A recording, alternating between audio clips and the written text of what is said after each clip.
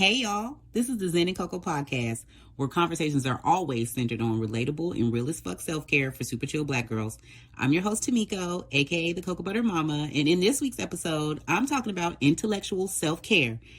Are y'all, matter of fact, are we stimulating our minds and challenging ourselves enough? I promise y'all, I swear that I think I am. And then I watch a TikTok and now my whole perspective is shifted. So let's unpack it, y'all. Enjoy the show.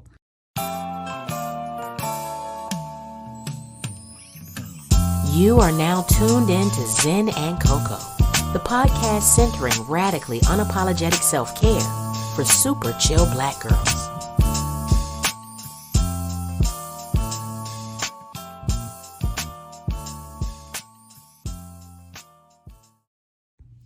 Hey, y'all. What's up? Welcome back or welcome anew if this is your first time tuning in to the Zen and Coco podcast. This is episode number 10, Mindfulness of the Mind. And wowzers, I can't believe I'm even saying that it's already been 10 episodes. They're flying past at this point. And I just want to say really quickly that I am just so thankful for the support, the love, the downloads, shares, listens, all of that. I hope that I'm getting better at this. I hope that I am. I'm trying to. It seems like I am. It seems like it's getting easier and easier to speak to y'all with confidence and not too much mental gymnastics before I start recording. And less ums, I hope. I try to talk in like a normal speech pattern that's like my normal way, but I also feel like I be liking and umming y'all down. So I'm trying to work on that as well. So thank you for the grace and the patience. Again, I'm trying to also work on not being too long-winded and get in and get out. So let's just move on. Let's move on ahead, right? So definitely go ahead and get caught up on all of the previous episodes on Zen and Coco. I say this every episode with a gentle reminder that there's not that many yet, so I want y'all to start from scratch and work your way on up, or at least do the last 5 so we can, all be on the same page with the series. And of course, subscribe, like, share, continue to do all those things. I don't want you guys to miss another show, and I absolutely love the support. So with that being said, we are at the final part 6, the breakdown, my little breakdown that I've been into of my favorite areas of self-care and just kind of like talking about them, unpacking them.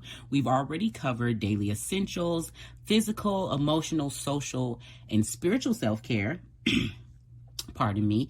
And, the weekly goal has always been to make sure that we are remembering collectively to always continuously explore and discover ways to give each part of ourselves, each of those little pie slices, the attention and nourishment that it needs, for them to make the whole self be watered and nourished. And that's really kind of why I wanted to end the little breakdown, the little series with intellectual self-care. I really truly believe that intellectual self-care is, one of the last frontiers of once you're unlocking all of the other things, you have the space to kind of really get into the higher self-work, and work on your growth and work on your development and work on your character and work on your knowledge and, all of those things, because y'all know what's up.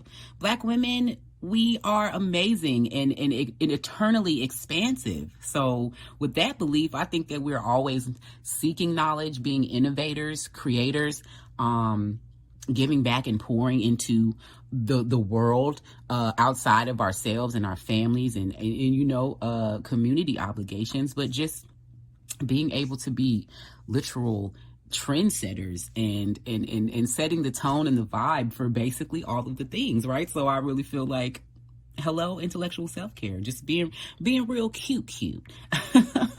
So questions that just kind of came in my mind while I was just thinking about like my favorite, just some talking points and just my favorite aspects of intellectual self-care. And I kept coming back to like, when is the last time that you've tried something for the first time? Like jumped out there and tried a thing for the very first time.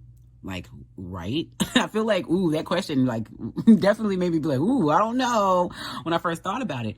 Or thinking about, like, when is the last time I challenged myself to learn a new skill or craft? Or, you know, and absolutely, I'm talking outside of the scope of like work or school requirements, you know, so don't be trying to be slick. I'm talking about like something that you are literally doing on your own time, and for your own, you know, gain. I think that it's very interesting to be in the space of an adult, and, you know, the whole thing is that we're supposed to be having it all pulled together and knowing what's going on. But I have felt personally, and just feel like I've observed and just kind of see that generally lots of us in adulthood get kind of in this weird rut where, you know, the acquisition of more knowledge is kind of like hard, or even something that we don't even think that we need. You know, a lot of us are locked into our set opinions and, you know, the stuff that you're into. You know, I don't want to get controversial or anything, but, you know, whatever you're into and you're locked into that space. And I just really feel like you know, it's something to unpack and reconsider for a lot of us is really what I'm getting at, because I really think it's an unfortunate and quite common side effect of adult life, is thinking that we know with a certainty because we've reached a particular age or age range, or you know, we are in some group of some sort that apparently gives us qualifications, and now we don't need to acquire anymore or do any more continued learning or continue, you know, vesting energy and effort into expansion. And I just think that that's odd, because when did that become cool? Like, why is it collectively? And again, I'm blanket statement this, you know, of course. So I don't mean everyone, but in general, again, I just feel like it somehow has become not cool to learn and soak up knowledge and experience new people, places, and things. And on top of that, like, people doubling down in an angry way about that, because I really think, to my own healing journey, just again over the last few years particularly, but just the whole time, just the living learned experience up to 37 years of living is, you know, one of the most humbling things I feel like I've known, or that I've come to know, is that I actually don't know anything, and that knowledge is everywhere. It's always evolving. It's never ending. It's the smartest person on earth, whomever that may be. Like, how can you even quantify that, right? But say that there was a beam of light shine down on whoever the smartest person on the earth is. They don't know everything. And I just feel like that's humbling. So, you know, I believe that, again, in the space of adulthood, you know, we can start to project or deflect when new information is presented, okay, or put into consideration, especially anything in conflict with our, you know, our personal or original stance or viewpoint, right? When it's something that's attacking what you think, or your ideals, your concepts, your, you know, whatever, when those things start being challenged, or again, like I said, when new information is presented, a lot of projecting can go down, a lot of deflecting can go down. Trust me, I'm talking to myself and I'm talking to y'all too, because I don't feel like I'm alone, right? I feel confident that some of y'all is going to keep it real with me and definitely own up to that. I get in my bag about a lot all the time. Hello, you know, and also too, online. Hello, millennial people, millennial women. Hello. I feel like we are the age of people that we've been riding with the internet for most of our lives. Not the whole time, but a good portion of it. And I feel like online arguments and looking at the comment sections, basically for anything, will show you prime examples of just how triggered and reactionary, you know, people are, again, when new information or certain topics are put up. They are in their bag. They are in their emotional space. They are not allowing space for intellect and dialogue and, you know, free flowing conversation. So again, I kind of went on a tangent there. but with importance and emphasis on, again, like, learning should not be this horrible thing that we are, you know, angrily projecting and deflecting against online or in person or wherever it is.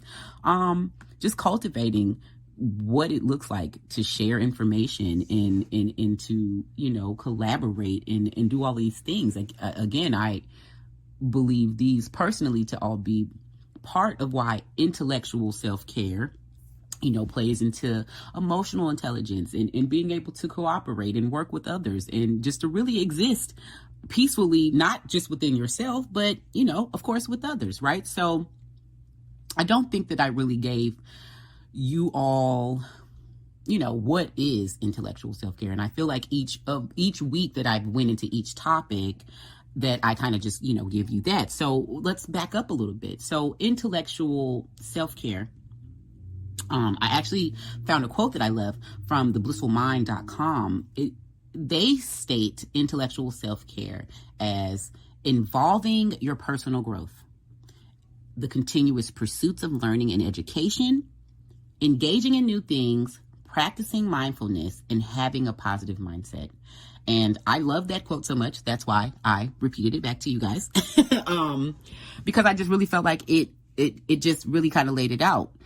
Intellectual self-care is, like I said, a higher pursuit of making sure that you are watering yourself intentionally and internally, so that way you feel good, your emotional wellness is addressed, your curiosity, your consciousness, the why do we exist, you know, those type of major life, you know, questions are things that are coming up in this space of self-care. Again, like I said, challenging yourself, engaging in new things, and even practicing mindfulness. I feel like that's kind of extending outward, because once you're able to kind of emotionally and intellectually navigate your inner space, I just feel like that makes it even more easier to be compassionate and empathetic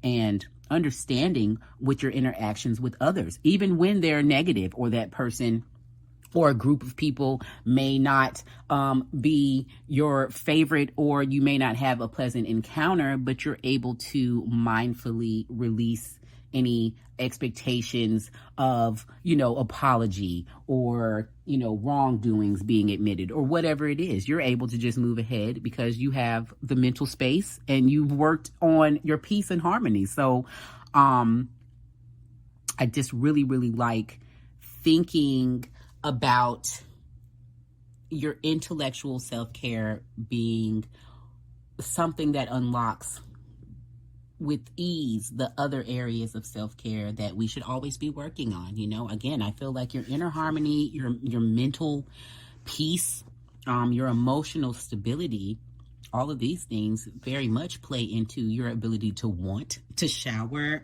to want to go get a pedicure, to go get your hair done, to go do, again, all of the other, you know, more front-facing, fun, cool, picture-worthy acts of self-care, right? So pardon me again, y'all. I'm sorry. I think I'm over here needing some water. I've been talking it up, so I'm like all on the microphone giving the most, but pardon me.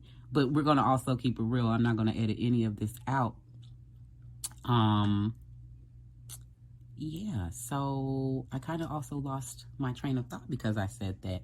Oh, yes. Yeah, so we were getting into like projecting and all this other stuff. So I want to just shift gears because, all right, you get it, right? Like, all right, here's how we don't want to go wrong in this self-care pursuit. But here's also, I hope, some motivation to, you know, consider that your intellectual self-care is important. So just a few examples of intellectual self-care that just kind of like stuck out to me. There's all kinds. You guys, come on, use your noodles here and think of things that literally water you, and, you know, go back to the quote there of, you know, what things fit each of the tasks. But just some stuff that I love is watching lectures. And by that, I don't mean like snooze fest stuff of like, again, this is not school or work, something that's like not of interest, but I'm talking about like TED Talks. I literally love going to YouTube or just whatever. TED Talks are awesome. They're so diverse with the amount of topics, with the types of speakers, with everything about it. And I really love them. So watch a lecture, learn something new, deep dive into something that you're already curious about, whichever way you want to take it. I feel like there's a TED Talk for that.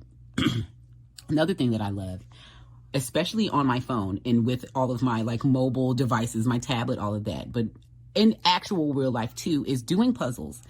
I love crossword, Sudoku puzzles, y'all. I love like all these little games that you can play on, again, Android, iPhone, whichever team you are.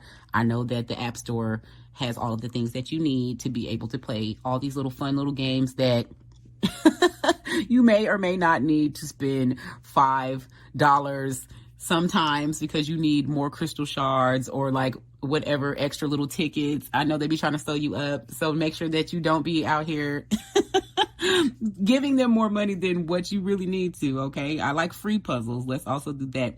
But also too, again, outside of the phone, there's actual literal puzzles, old school, big jigsaw kind, where there's like 1,000 pieces and you got to sit there with the coffee table and get it together. So puzzles are wonderful ways to stimulate your brain and challenge yourself and have some fun, right? So another one is listening to a podcast. I literally love podcasts, but I actually hope that you, preferably mine, would be one that you would continue to listen to. But also, again, podcasts are so popular. That's why I wanted to come up with my own.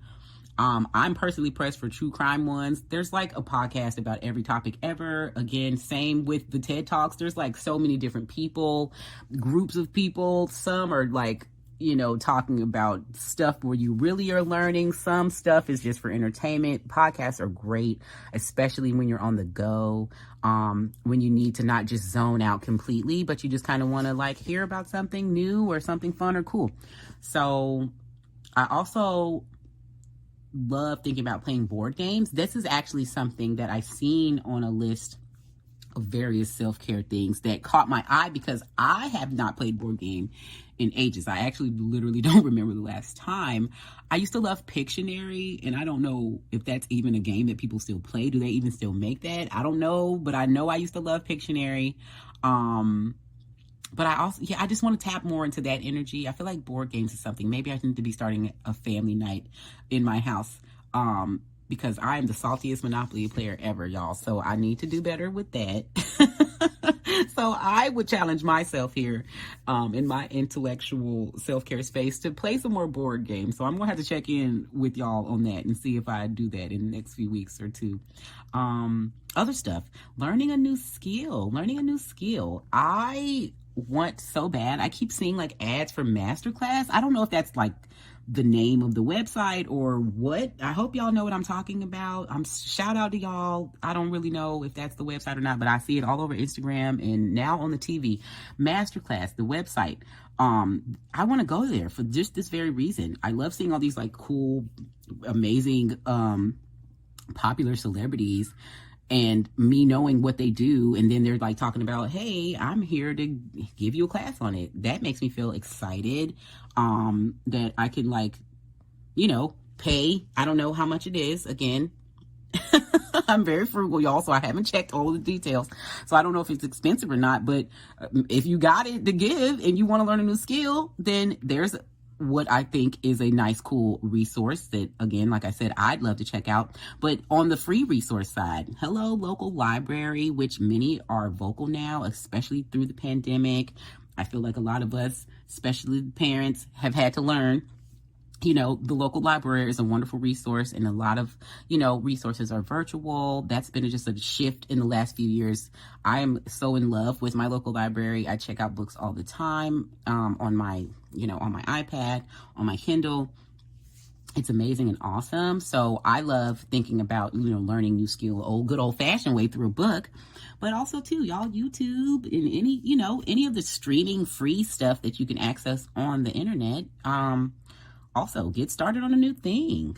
And personally, I feel like this podcast is a skill set of me trying to like figure out what's going on, but at least I'm trying. I'm showing up. I don't think I'm mastering it at all, but we're gonna get there, right? So and look, a sidebar to say tips, tricks, and help always welcome. So hit me up if you are the podcast master and I need to get into a class so I can navigate this thing better and lead it with some direction. Yeah, real quick. I feel like I thought I was going to be more short today, but I feel like some other things are popping up. Math questions. I find that challenging myself with math questions is very humbling. First of all, it's very humbling because nothing says I need to do better more than going through like times tables, multiplications, like the tables in my head. Oh Lord, I'd be like, ooh, I need to really brush up. Or like talking to my stepdaughter about like whatever math classes she be in. Shout out to my boo who's a senior this year, by the way. But her math and just any of her classes, but particularly math, I be lost, but I be supportive. But that's what I'm talking about. Doing some math questions, I feel like will make you feel smarter once you're done. And if you're challenged, then work through it, right? My very favorite thing to do, I'm such a bookworm, y'all. I love books. I want to read them all day and night. I maintain reading several different kind at any given time. And maybe that's insane, but it works for me and it always has.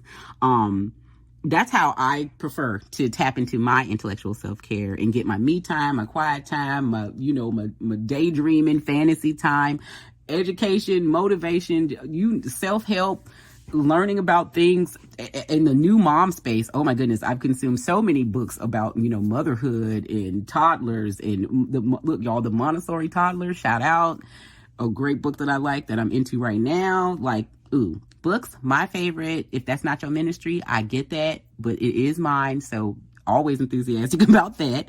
Oh my goodness. Another thing, me and my husband love watching documentaries. We love animal ones most, but we have Netflix, Amazon Prime Video, or I don't even know if that's what it's called, Hulu, the actual cable networks, all of it.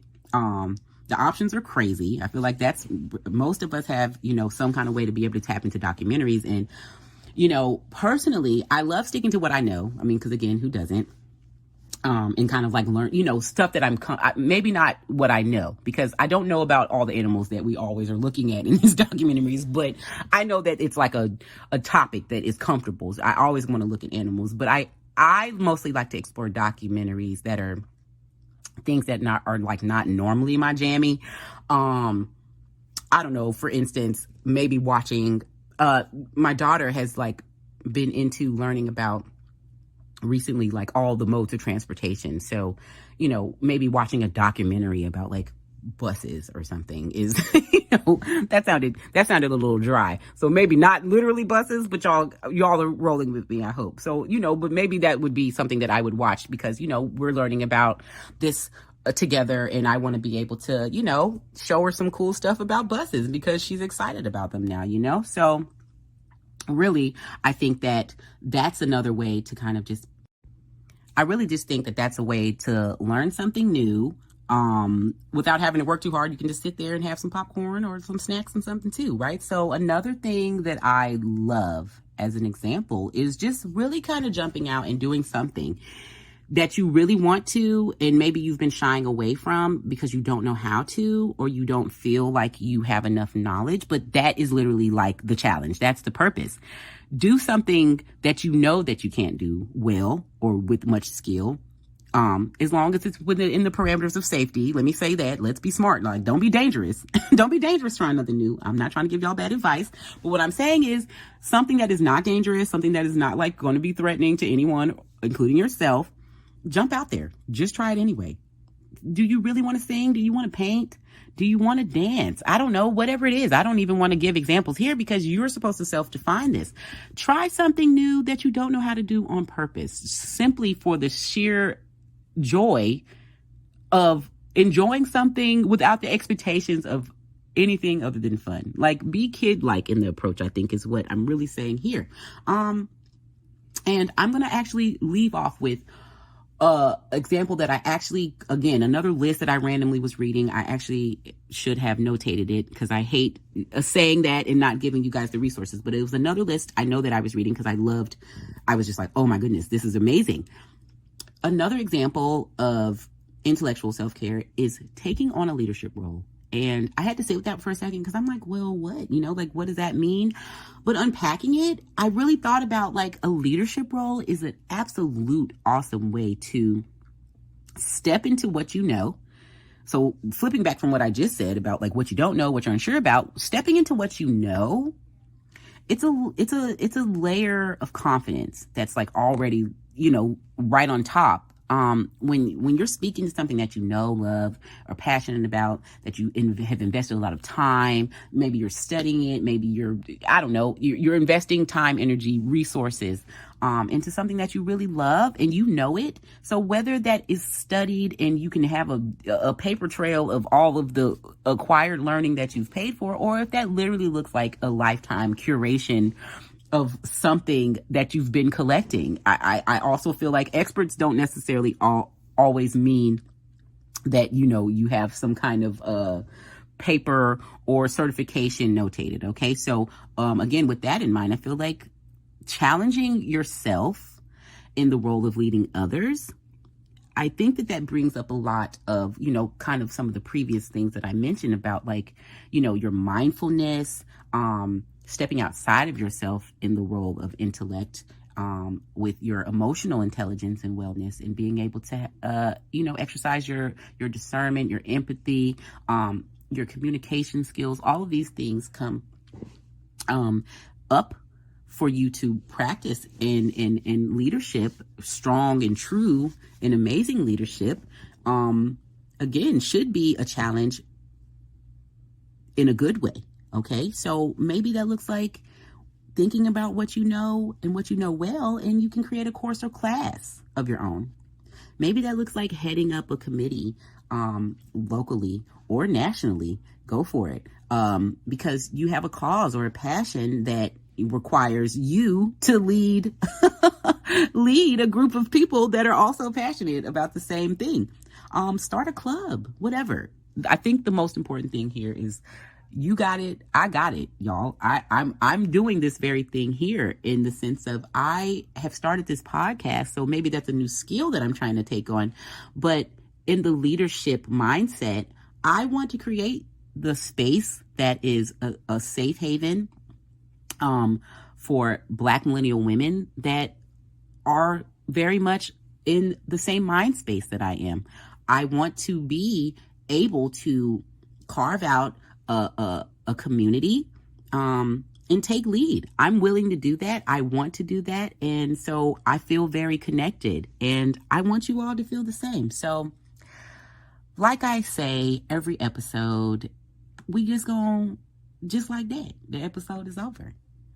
The series is over. I am so excited that you guys have spent the time with me to go through everything. And it's been really fun, but let's go in a new direction next week. Please don't forget to check out all the other episodes and stay tuned for next week's. And basically, stay chill, y'all. Have an amazing week. Peace.